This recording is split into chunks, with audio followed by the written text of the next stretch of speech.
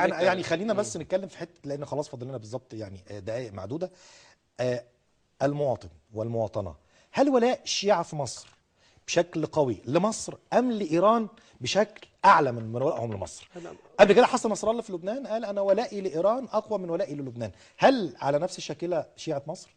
والله هو الموضوع ابسط من كده بكتير، بس هي المشكله ان سبحان الله يعني في فئه غبيه بجد وعايزه زي السوس بينخر والله العظيم في الشعب المصري، اسمهم الوهابيه بجد.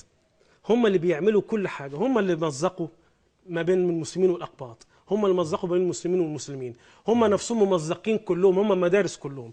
ده اولا. ثانيا حضرتك انا عرفت نفسي ان انا قلت حضرتك ان انا كنت سلفي وتشيعت، انا ما كنتش شيعي. انا والدي حاصل على ماجستير في اصول الفقه السني، الاستاذ اللي بيقول اللي اتبرأ احصائيات. منك.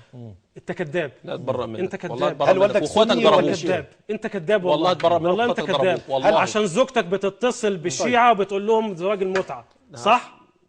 يعني صح ولا لا؟ لا بلاش تجاوز. يعني. اجيب تسجيلات بكده؟ لا كده استاذ محمود ما. بلاش. لا كده عيب، كده عيب، كده عيب، ده كده تجريح، كده ما ينفعش. ده كده تجريح، أظن ده كده انت ما كده قليل ينفعش. الادب. أظن لا كده لا ما لا ينفعش. خلاص يا استاذ وليد، انت كده ازاي تجيب سيره زوجه؟ ازاي؟